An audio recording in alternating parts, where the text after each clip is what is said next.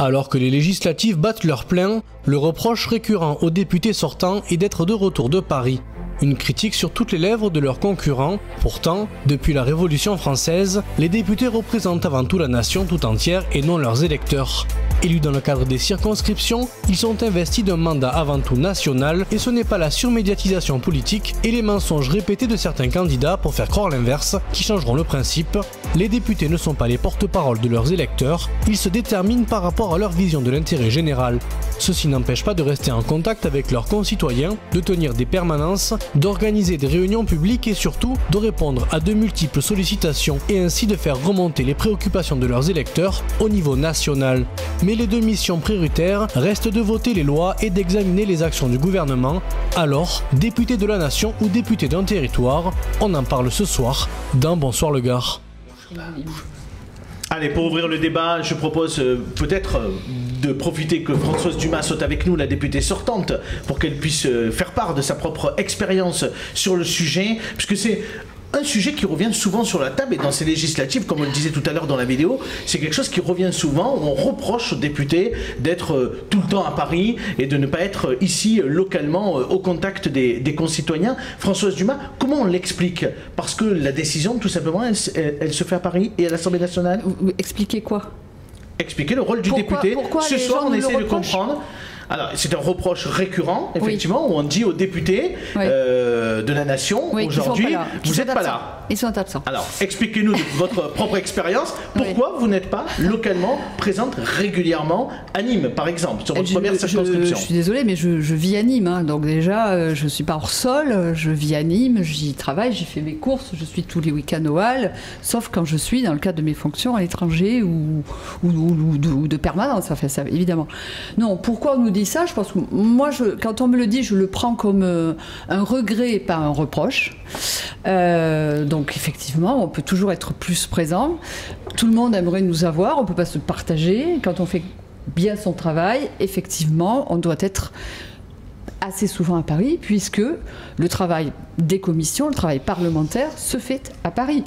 Il est évident. Alors, si on regarde l'hémicycle vide, on se dit, ils ne sont pas là, ça veut dire qu'ils ne travaillent pas. Bon, en l'occurrence, je vais parler de mon cas particulier, puisque c'est mon deuxième mandat. Vous le savez, je préside la commission de la Défense, donc nous sommes 577 députés. Il n'y a que 8 présidents de commission qui donc ont en charge l'animation du travail parlementaire sur une commission qui n'est pas la moindre d'ailleurs, puisque c'est la commission de la Défense et des Forces armées. Et en plus de ça, j'ai eu à gérer et à présider, mais aussi à être membre depuis 5 ans, de la délégation parlementaire au renseignement.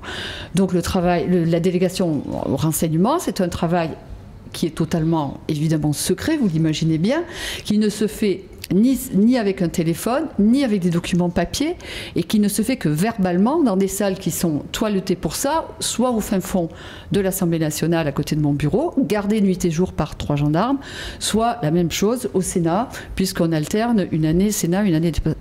Et donc, ça ne se fait pas forcément les mardis, mercredis, jeudis C'est jamais le mardi, le mercredi. Le travail, par exemple, de la délégation parlementaire, de la DPR, se faisait le jeudi. Il se fait toujours le jeudi. La semaine dernière, je suis allée dans le cadre de la DPR au Sénat pour continuer à travailler, auditionner des personnes du plus haut niveau. Qu'est-ce que vous en pensez? On a eu cette réflexion, par exemple, on peut le dire, vendredi dernier, lors du débat que nous avons organisé sur la 6e circonscription, puisque François Courdide, le candidat pour les Républicains, est venu avec 2 cartes du Gard et il a remise cette carte et à Philippe Berta et à Nicolas Cadenne, leur reprochant de finalement ne même pas connaître le Gard puisqu'ils étaient tout le temps à Paris. Quel est votre point de vue là-dessus? Alors moi, je vais défendre les députés pour avoir quelques amis qui sont députés et pour les avoir vus travailler à Paris. Je ne sais pas s'il y a beaucoup de gens qui accepteraient de dormir sur un canapé, de dormir 3 heures, de prendre le train, de dormir dans le train, de retravailler en commission le matin. Bon, c'est pas une vie de bagne non plus. Oui, il y a quand même une rémunération en face. Et la rémunération, c'est partout, c'est pas tout. Il y a quand même... Ils comptent pas leurs heures. Ces gens-là ne comptent pas leurs heures. Enfin, en tout cas, moi, ceux que j'ai vus ne comptent pas leurs heures. Ils sont motivés par une passion. Après, c'est certainement pas le cas de tous les députés, mais en tout cas, moi, ce que j'ai vu, je m'attendais jamais à voir des gens comme ça, les attachés parlementaires qui ne comptent pas leurs heures, des gens qui sont dans un bureau qui est le tiers, même pas le tiers de cette salle. Donc, ce choix, effectivement, moi, je veux rendre hommage à ces députés-là qui travaillent. Olivier. Merci, madame. Mais c'est vrai qu'on voit souvent la dorure de l'hémicycle et des petits salons où se donnent les conférences de presse, etc. Ce qu'on ne voit pas, comme le dit Claire, c'est les tout petits bureaux exigus et les minuscules couloirs pour y accéder, et les conditions également spartiates. Ça, c'est vrai. Tu parlais de rémunération. Non, la rémunération, alors ça dépend d'où viennent les députés, mais quand on prend la moyenne des gens qui sont élus, et quand on voit les sacrifices qu'ils font, parce que c'est des sacrifices de carrière qu'ils font le plus souvent pour gagner de rémunération. Bien sûr, c'est pas ce qui motive, mais le portrait qu'André Séclair était un peu, je trouvais, abusé. Voilà, c'est juste ça. C'est très bien que vous faites pas ça pour c'est pas rémunéré aussi. Quoi qu'il en soit, que ce soit un député au niveau local ou au niveau national, qu'il soit plus à Paris que sur son territoire, peu importe, le juge de paix, c'est les électeurs. Le juge de paix, c'est les mandats renouvelés. Françoise est on lui reproche peut-être d'être insuffisamment à leurs yeux sur le territoire. Le juge de paix, c'est qu'elle a été réélue, quoi. Voilà. Et donc, dès l'instant où on est réélu, c'est qu'on satisfait à l'électorat. Pour aller un petit peu plus loin, parce que la question c'est aussi de dire, aujourd'hui le rôle de député, c'est effectivement un rôle de député de la nation, et qui donc est, comme on le disait encore une fois dans la vidéo, qui doit être dans une démarche d'intérêt général, mais est-ce qu'on ne doit pas le faire évoluer pour qu'effectivement on ait peut-être moins ce regard quelquefois des gens de terrain qui se disent, les députés on ne les voit pas suffisamment souvent. On a le regard, c'est une question. On a encore la déformation. On pose des questions. Hein. Je crois qu'on a la déformation du double mandat, du cumul des mandats. On a la déformation du député-maire qui venait défendre son territoire à l'Assemblée, qui venait tirer profit de sa présence pour c'est intéressant. Alors qu'il doit faire du travail parlementaire. Sans faire de travail parlementaire. Sans faire de travail parlementaire. Il venait se servir pour servir son territoire. C'était bien aussi, non? Bien aussi, non, c'est un peu dégueulasse, excusez-moi l'expression, mais c'est un peu dégueulasse. Parce que chacun, c'est le plus efficace et qui viendra tirer profit pour son territoire, au détriment de l'autre. Mais est-ce qu'on n'attend pas ça? Est-ce que des maires des communes, Madame Dumas quand même, vous êtes intervenue sur de nombreux dossiers locaux. Je veux dire, pour le CHU de Nîmes, pour la nouvelle prison, pour la base européenne d'excellence européenne. Non mais vous êtes intervenue sur ces dossiers, donc vous êtes bien évidemment intéressé au territoire. Moi franchement, je veux bien qu'on ne soit pas d'accord avec mes idées politiques, on peut me reprocher beaucoup de choses. Il n'y a pas grand monde pour dire un jour que j'ai refusé de prendre un téléphone, que ma permanence n'est pas ouverte à tout le monde, que je n'ai pas suivi tous les dossiers individuels, et je peux vous dire que je fais aussi l'assistante sociale. Et j'en suis fière puisque je l'ai fait pendant 30 ans de ma vie.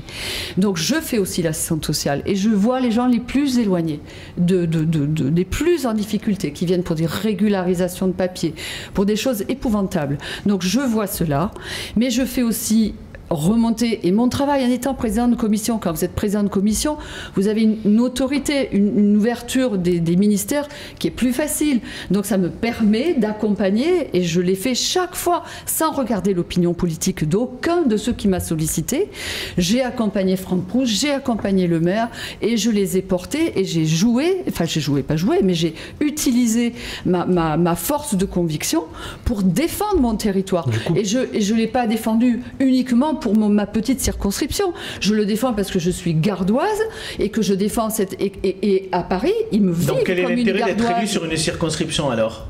Mais parce que chaque député a une circonscription, c'est la loi qui l'a prévu. Olivier, c'est la coloration. La nation, elle est faite de différentes régions, de différentes communes qui font une coloration, mais qui forment un tout. Et c'est pas. Mais ça ne sert pas à faire remontrer les spécificités locales. L'Assemblée nationale, c'est la nation. Mais la nation, c'est pas une accumulation d'intérêts particuliers, quoi. Et non, c'est pas la somme des intérêts particuliers. C'est la somme de l'intérêt général. À partir du moment où on estime qu'un député est trop à Paris et pas assez dans sa circonscription, c'est peut-être aussi pour ça qu'on a créé des circonscriptions, parce que c'est beaucoup plus ramassé. Si on était député du Gard, ça serait pas possible. Mais au-delà de la circonscription, moi je me suis toujours posé la question, je me suis dit, le cumul des mandats, ça a quand même quelque chose de bon. Parce que ça permet quand même de rencontrer les gens et d'être davantage en prise directe avec les dossiers. Alors que là, un député, c'est vrai qu'il est pas mal à Paris aussi, et c'est difficile pour lui de gérer les dossiers en circonscription. Sauf qu'il a 100% de son temps pour faire la répartition comme à sa guise, comme chacun le fait, un tiers sur le territoire, 2 tiers à l'Assemblée, ou 2 tiers sur le territoire et 1 tiers à l'Assemblée. Chacun fait comme il l'entend. Oui, mais tu vas perdre du temps. Il a 100% de son temps. Avant, il avait 50% de son temps. Excuse-moi, mais il était maire pour 50%. Oui, mais tu vas perdre du temps. Alors, est-ce que ça revient pas au même? Et il faut s'assurer d'avoir de bonnes relations avec le territoire. On sait que dans le Gard, ça ne concerne pas la première circonscription, mais on sait que nous, on a eu des maires sur ce plateau qui se plaignaient des députés avec qui il avait de mauvaises relations et qui ne permettait pas d'avoir des échanges. Donc ça arrive aussi. Ça, on peut se tromper de casting. Voilà. Après, ça dépend d'où on vient. Non, mais c'est des incompatibilités du maire. Bien sûr. Et puis il y a parfois aussi des députés qui effectivement sont issus de la vie civile et qui n'ont pas eu la maîtrise de ces sujets et qui connaissent pas bien le fonctionnement des collectivités territoriales, etc. Mais il faut apprendre aussi. Et heureusement qu'on a aussi une diversité de parcours, d'âge et de professions dans l'ensemble des députés. Je crois qu'il faut regarder l'ensemble et pas les individus les uns. Ils ont tous une compétence, une richesse, et ensuite, bien sûr qu'il faut travailler. Alors si on regarde à l'étranger, on regarde en Allemagne par exemple, ils ont beaucoup moins de députés, mais qui sont beaucoup mieux payés, là pour le coup, c'est 3 fois plus, mais surtout, ils ont 3 fois plus de collaborateurs.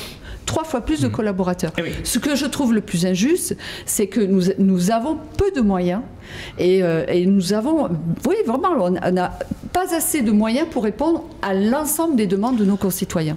Vous avez combien de collaborateurs? 2? Alors, moi, je suis présidente de commission, oui, voilà, donc j'en ai 2 fois plus que les autres. Parce qu'effectivement, j'ai les commissions à gérer et j'ai aussi un contrôleur général des armées mis à ma disposition. Mais un député, c'est une enveloppe financière. Après, vous en prenez maximum 3, mais c'est peu qualifié. C'est 3, on va dire 3 à peu près à 3 000 euros. Voilà, c'est à peu près ça. Après, vous pouvez payer quelqu'un plus, quelqu'un moins. Mais c'est 3 salariés maximum, c'est tout ce qu'on peut faire. Donc, vous prenez un secrétariat, quelqu'un qui s'occupe du téléphone, ça fait que 2 personnes qui sont censées s'occuper des sujets, de faire le travail. Moi, je crois qu'il faut renforcer les Mais ça permettrait aussi que des députés, finalement, qui ont peu de moyens, puissent exercer de la même façon que des députés qui ont peut-être beaucoup plus de moyens pour travailler. Ça permettrait une meilleure égalité, peut-être, des députés. Oui, mais en fait, après, je ne sais pas, mais après, c'est vrai qu'être parlementaire, c'est consacrer aussi sa vie à ça. Enfin, moi, je l'ai fait. Je comprends que d'autres puissent pas. J'ai des collègues qui ont des enfants jeunes, et est-ce on doit avoir que des vieilles comme moi pour... Vous voyez, je veux dire, il faut... Non, mais il faut pas être célibataire ou plus de 60 balais pour faire ça. Vendredi, c'était Carole Delga qui se retournait dans sa tombe, et aujourd'hui, c'est Françoise Dumas qui est vieille. Non, allez, merci en tout cas. Je le dis, mais c'est vrai qu'on y consacre aussi beaucoup de temps et que c'est le sacrifice de sa vie privée. Tout ça, ça a un coût.